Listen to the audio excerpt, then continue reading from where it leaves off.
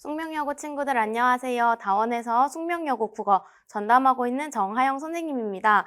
우선은 기말고사 끝난 것 정말 축하드리고요. 기말고사는 체감상 중간고사보다 준비 기간도 훨씬 길고 특히 이번 여름 시즌이기 때문에 날씨도 무더워서 굉장히 힘들었을 텐데 우선 정말 고생했다는 말씀 전합니다. 그리고 이번 영상에서는요, 짧고 빠르게 이번 기말고사에서 국어가 어떻게 출제됐는지 저와 함께 살펴보도록 하겠습니다. 우선 제가 밑에 이 부제목을 달아놨는데요. 국어시험 굉장히 어려웠습니다. 사실 중간고사는 우리가 첫 시험인 그러니까 첫 시험이어서 우려했던 것보다는 훨씬 더 쉽게 나왔는데 이번 기말고사는 선생님들께서도 예고를 많이 하셨었고 중간고사 때 변별력이 조금 약했기 때문에 훨씬 어려울 것이다 했더니 정말 어렵게 나왔습니다. 그래서 잘했던 친구들도 마찬가지고 중위권 친구들도 모두가 함께 어려웠고 굉장히 힘들어서 타임 어택과 멘탈 관리가 중요했던 시험이라고 볼 수 있겠습니다. 우선 저는 다원교육에서 숙명여고 친구들과 함께 열심히 공부를 하면서 좋은 성과를 내고 있는데요. 아직 기말고사 성적이 다 나오지 않았기 때문에 기말고사 합산 성적은 나오지 않았지만 중간고사에서는 1학년과 2학년 모두 100점을 배출한 적이 있고요. 시험 범위부터 살펴보면 시험 범위가 매우 많았습니다. 그래서 교과서 소단원 범위가 5개가 됐었는데 이 소단원 하나하나가 굉장히 다루는 내용도 많고 무거워요. 그래서 첫 번째는 이제 문학부터 시작을 해서 현대시, 나이 덕의 땅끝, 그 다음에 1942 열차, 현대시 2편 들어갔었고 현대소설 미스터방이 있었는데 현대소설이라고 하면은 친구들이 굉장히 쉽게 생각하지만 미스터방은 일제강점기를 배경으로 하고 있기 때문에 어휘라든지 다루는 내용이라든지 굉장히 어려웠을 것이라고 생각을 합니다. 그 다음에 이제 우리 이번 시험 범위의 꽃이었죠. 바로 문법 요소 파트인데요. 높임, 시간, 피동, 인용, 그리고 사실 교과서에선 다루지 않았지만 사동 표현과 부정 표현까지 모두 학교 프린트에서 좀 더 광범위하게 문법 범위가 다루어졌었습니다. 그 다음에 이제 우리 또 여러분들이 공부하면서 어려웠을 부분이라는 생각이 드는데요. 4-2의 논증과 4-3의 토론이 있습니다. 그래서 논증과 토론 같은 경우는 여러분들이 문학이나 문법에 비해서 학습 경험 자체가 적은데 그런 적은 경험에 비해서는 난도가 또 높은 질문이 수록이 되어 있기 때문에 아마 이 부분에서 이번 기말고사 오답이 나왔을 가능성도 높다고 생각을 하고요. 그 다음에 숙명여고는 프린트를 빼놓을 수가 없죠. 프린트 5가지가 있었는데 이번에는 현대시와 고전시가 위주였던 중간고사와는 달리 산문의 비중이 높았습니다. 그래서 모두 다 산문이었어요. 고전소설, 고전수필, 그다음에 시나리오와 희극, 전부 하나씩 다 포함이 됐었고 그 다음에 마지막으로 독서 2015년 6월 고등학교 1학년 학력평가에 출제되었던 자유주의와 공화주의를 다루는 독서 지문이 포함이 됐습니다.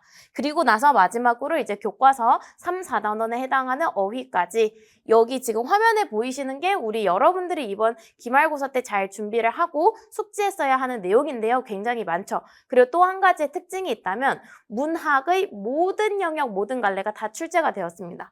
보시면 이제 현대시, 현대소설, 고전소설, 고전수필, 시나리오, 희곡까지 여러분들이 평상시에 다루지 않았던 조금 낯선 갈래라고 하더라도 모두 다 이번 기말고사에서 공부를 해냈어야 하죠.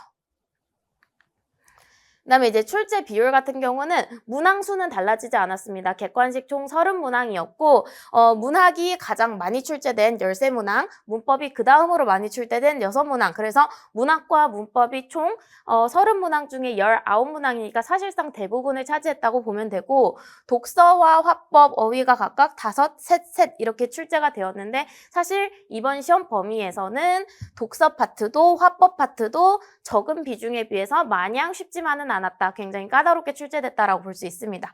그리고 이제 유형 같은 경우도 정답을 적절한 것 혹은 적절하지 않은 것 2개씩 골라야 하는 문항이 6개가 있었고 그 다음에 쭉 기억부터 뭐 예를 들어서 미음이나 비읍까지 선택지가 주어진 다음에 그 안에서 적절한 것을 조합해서 골라야 하는 기억, 니은, 디귿 합답형이 2문제가 출제가 되었고 마지막이 좀 중간고사와 크게 달라진 점인데요.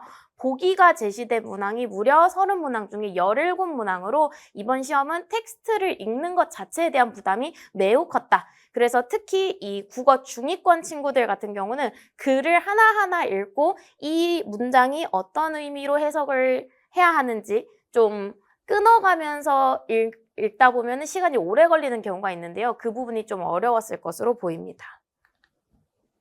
그래서 총평으로 시험 난도에 대해서 이야기를 드리면 일단 매우 어려웠습니다. 그래서 정말 열심히 제가 본 숙명여고의 모든 친구들은 다 열심히 합니다. 근데 그 열심히 잘 준비한 학생이라고 하더라도 크게 실전 시험에서는 어려워서 땀을 굉장히 삐질삐질 흘렸을 가능성이 높아요.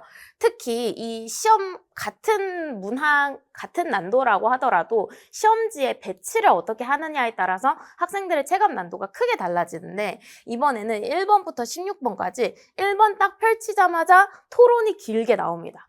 그러고 나서 토론을 힘들게 넘어갔더니 그 다음에 문법이 나오고요. 문법 때문에 굉장히 애먹으면서 넘어갔더니 그 다음에 독서가 나오고요. 그래서 토론, 문법, 독서 우리가 사고력을 깊이 있게 요구하는 영역들이 굉장히 첫 부분부터 시험 중반까지 배치가 되면서 이 부분에서 이미 많은 시간이 소요돼서 굉장히 심리적으로 말리고 실제적으로 시간 자체도 많이 허비했을 가능성이 높습니다.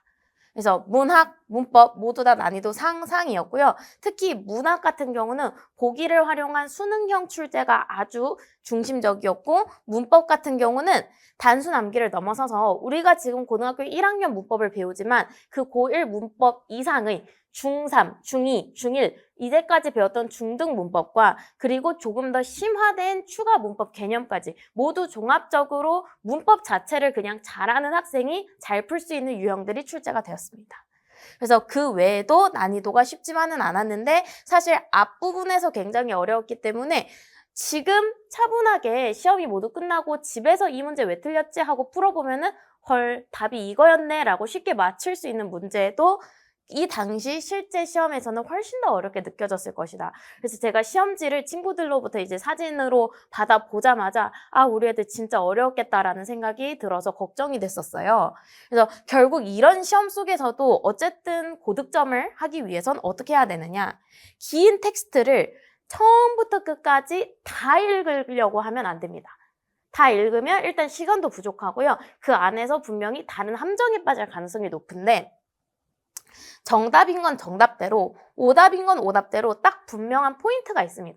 그래서 예를 들어서 객관식이 1번부터 5번까지 있는데 적절하지 않은 것을 골라야 할 때 답이 만약에 5번이라고 한다면 1, 2, 3, 4가 헷갈리더라도 5번이 확실하다면 5번에 손목을 딱 걸고 넘어갈 수 있는 그런 대담함, 자신감이 좀 중요한 포인트라고 볼 수 있을 것 같아요. 그 다음에 이제 실제 문항을 보면서 좀 더 깊이 있는 얘기를 나눠보려고 하는데요. 바로 1번 문제였습니다. 이제 우리 여러분들이 긴장된 마음으로 딱 시험 시작했을 때 마주하게 된 토론에 대한 문제였는데요. 적절하지 않은 것을 기역, 니은, 디귿, 비읍까지 모두 정확하게 골라내야 하는 문제입니다. 일단 첫 번째는 자 기역과 니은, 우리 여러분 이거 열심히 공부해서 알고 있을 거예요. 보면은 반대측의 제1토론자가 입론하는 내용에서 기역과 니은을 정확하게 언급을 합니다. 로봇 산업으로 인해서 일자리가 일부 감소했지만 심각한 문제는 아니다 라고 이야기를 하면서 그 이후로 특정 일자리가 늘어났고 그리고 나서 이 부분 2001년부터 2018년까지 뭐 로봇 종사자 수가 한 명 늘어날 때마다 지역 노동자가 무려 0.38%가 늘어났다라는 내용이 바로 왼쪽 지문에 그대로 나와 있어요. 그런데 왜 기역과 니은이 모두 적절하지 않느냐? 우리 배웠죠? 토론에서 입론이나 뭐 반론 이런 어떤 논증을 펼칠 때는 주장과 이유, 근거가 필요한데 이유는 나의 주관적인 생각이고 근거가 객관적인 증거였습니다. 그래서 이를테면 지금 여기 나온 것처럼 한국조세재정연구원이라는 전문 기관의 뭐 2001년부터 2018년까지 0.38%라는 정확한 구체적인 수치를 언급하는 것은 이유가 아니라 근거고 로봇 산업으로 특정 일자리가 늘어났다라는 것이 바로 이유로 들어가겠죠. 그래서 지금 기역과 니은이 순서가 바뀌었기 때문에 일단 적절하지 않은 것 두 개를 모두 제꼈어야 됩니다. 그러면 이런 경우 문제는 속어법으로 풀 수 있습니다. 기역, 니은이 모두 들어간 선택지가 오직 1번과 4번이기 때문에 여러분들은 실제 최초 풀이를 했을 때는 2번, 3번, 5번은 바로 여기서 그냥 X, 정답이 아니구나 하고 넘어갔으면 되고요. 그럼 여기서 맹점은 뭐냐? 리을은 모두 다 포함이 됩니다. 적절하지 않은 것이겠죠. 보지 마세요. 바로 미음으로 넘어가서 미음 하나만 이제 확인을 하시면 되는데 바로 여기죠. 로봇의 도입에 따른 이익보다 효과가 크다. 여러분 이거 지금 반대측 토론자의 입장입니다. 반대측 토론자는 이익보다 효과가 크다? 여러분 이익과 효과는 모두 같은 말이에요. 어떻게 주장을 해야 될까요? 이익과 효과보다는 비용이 더 크다. 그러니까 반대한다. 이렇게 가야겠죠. 사실 이익과 효과가 같은 말이라는 걸 알면 미음도 이상하네. 잘못됐다. 정답 바로 4번 골라갔으면 되는 겁니다. 됐을까요? 1번에서 뭔가 버벅버벅 거렸다면 내가 어떤 부분을 놓쳤는지 정확하게 확인을 하고 넘어갈 필요가 있겠습니다. 그 다음에 이제 두 번째 문항 같은 경우는 문법 문제인데요. 제가 문법에서 그냥 단순히 고등학교 1학년 내용뿐만 아니라 이제까지 배웠던 모든 문법 내용을 총망라해야 된다. 이런 말씀을 드렸어요. 여기 보시면은 자 4번 문제였는데 그냥 단순히 보시면은 주체 높임, 객체 높임, 즉 높임 표현에 대한 문제인 것 같지만 사실 앞 뒷절에 안긴 문장과 안온 문장이 계속해서 나옵니다. 우리 안긴 문장과 안온 문장은 중3 때 배웠죠. 그래서 이런 중3 때 배웠던 내용을 당연히 알고 있겠지라는 전제하에 고등학교 1학년 문법 문제와 결합하는 이런 유형이 출제가 됐는데 이 안긴 문장과 안온 문장에서 약간의 빈틈이 있었다면 어려웠을 거예요. 하지만 저와 함께 준비했던 우리 친구들은 정말 소름 끼치게 제가 우리 아이들 이번에 중간고사가 주말 끼고 그 다음 월요일이었습니다. 그래서 직보를 일요일에 했는데 무료 보강으로 금요일에 한 번 더 불러서 너무 불안해서 문법 공부를 따로 시켰었거든요. 근데 그때 풀렸던 문제 중에 하나인데 제 교재에 수록이 되어 있고요. 보시면은 보기에 나온 기억부터 미음까지의 문장이 1번부터 5번까지 그대로 나온 걸 알 수 있죠. 그래서 저와 함께 이 문제를 풀었던 편찮으시던 어르신께서는 좀 건강해지셨나요? 편찮으시던 어르신께서는 그간 좀 건강해지셨나요? 똑같은 문제를 풀었던 경험이 있기 때문에 훨씬 더 수월하게 접근을 해서 잘 맞아왔을 것이라고 생각을 합니다. 마찬가지로 우리 숙명여고 선생님들께서 이번 시험을 통해서 확실하게 보여주신 점이 있어요. 바로 뭐냐면 문법 문제 출제할 때 교과서만 읽어서는 안 된다. 선생님들이 요구하는 수준은 고등학교 1학년 그 이상의 고3까지 평가원 기출을 모두 해결할 수 있는 그런 학생들을 1등급으로 데려가겠다라는 메시지가 분명합니다. 왜냐하면 방금 앞 문장도 그렇고 이 문제도 그렇고 지금 화면에 보이시는 게 숙명여고의 2번 기출이고요. 이 오른쪽에 있는 문제는 저와 함께 파이널 교재에 아이들이 풀었던 문제인데요. 보시면은 문제가 똑같이 생겼죠. 이 문제가 2025학년도 9월 평가원 고3 선배들이 푼 문제인데 그 문제를 거의 쌍둥이처럼 그대로 끌고 오셔서 이런 평가원 기출에서 아이디어를 얻으셔서 실제 학교 기출을 풀리고 그러니까 출제하고 계시다는 점을 확인할 수가 있습니다. 그리고 이제 마지막인데요. 우리 아이들 문학도 쉽지 않았습니다. 그래서 문학 같은 경우는 수능형으로 보기가 제시된 문제 그런 것들이 좀 까다로웠을 텐데 여기 보시면은 최척전에 대한 문제예요. 보기 1에서는 최척전의 앞부분 줄거리를 알려줍니다. 우리는 최척전을 다 읽은 게 아니라 프린트에 수록된 일부만 배웠기 때문에 앞부분에 어떤 내용이 있었는지 미리 학교에서 이렇게 알려주시고 그리고 나서 보기 2에서는 그 여자 주인공인 오경이 어떤 캐릭터인지 분석을 해주는 겁니다. 근데 이게 왜 수능형이냐? 아니 선생님 이런 보기 1의 줄거리, 보기 2의 내용 다 지금 제가 학교 프린트에서 배우지 않은 내용인데 이거 언제 다 읽고 언제 다 내용을 이해해서 정답을 도출하죠? 하지만 정답은 매우 쉽게 나와요. 여기 보이시면은 우리 오경이가 어떤 친구냐. 조선 후기 고전 소설의 여성 인물은 당연히 조선시대 인물이기 때문에 그 당시의 윤리와 규범, 즉 유교적 가치를 당연히 내재화합니다. 하지만 동시에 이 오경이의 매력은 뭐냐면 주체적인 뭔가 이 여성으로서의 강단 있는 모습도 함께 보여준다는 뜻이에요. 그래서 여기 보시면은 밑에서 하나, 둘, 셋, 넷, 다섯, 여섯 번째 줄. 전통적 가치 체계를 내면화한 모습을 보인다라고 분명하게 얘기했죠. 하지만 선택지에서는 그런 전통적 가치 체계를 내면화하지 못했다라고 얘기합니다. 그래서 보기에서 A라고 했는데 선택지에서 not A라고 말을 한다면 당연히 답은 내용과 상관없이 5번으로 고르셨으면 되는 거죠. 이런 것들이 실제 시험에서 눈에 띄지 않았다면 아직 모의고사형 문제 풀이에 익숙하지 않다라고 생각을 하시면 될 것 같아요.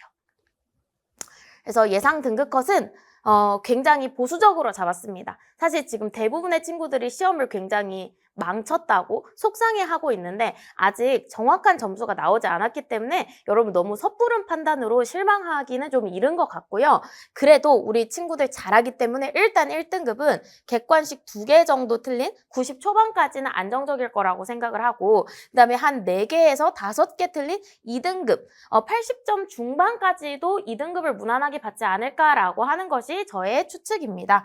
그래서 무너진 상위권, 도약한 중위권 무슨 뜻이냐면 시험이 너무 예상치 못하게 어려웠기 때문에 중간고사 때 100점을 받았던 친구가 이번에 막 70점을 받으면서 훅 떨어지거나 혹은 중간도 한 7, 80, 기말도 7, 80 이 비슷한 성적대를 유지한 것 같지만 사실상 시험이 어려웠기 때문에 훨씬 더 등수가 올라갈 친구들도 있을 것이고 굉장히 성적의 변동폭이 클 것으로 보입니다.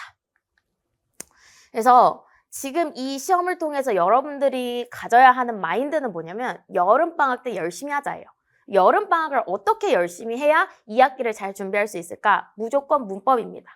어쨌든 숙명여고 내신에서 흔들리지 않으려면 문법을 어려워해서는 안 돼요. 문법을 미리미리 잘 정복을 해놔야 실제 시험 기간에 갔을 때 또 할 게 많잖아요. 교과서에 문학도 있고 화법도 있고 작문도 있고 그런 것들을 잘 준비를 할 수가 있습니다. 여름방학 때는 문법 중세국어와 한글 맞춤법 공부하시면 되고요. 문학은 숙명여고 외부 지문 없죠. 대신에 모의고사를 열심히 풀어보시면 훨씬 도움이 많이 될 것으로 생각을 합니다. 그래서 저와 함께 준비했던 친구들이 굉장히 문제를 많이 풀고 꼼꼼하게 준비를 했어요. 그래서 아까도 보셨지만 시험 2주 전에 공부 다 끝내고 무료 보강하면서 문법 기출도 많이 풀어보고 파이널 모의고사도 풀면서 복습을 최소 3회 이상 했어야지만 이번 시험에서 좀 적정한 본인이 원하는 결과가 나오지 않았을까라는 생각이 듭니다. 네, 그래서 오늘 기말 총평은 여기까지이고요. 여러분들 제가 우리 여러분 위해서 여름방학에도 좋은 특강 열심히 준비를 해 놓았으니까요. 우리 수업에서 만납시다. 고생했습니다.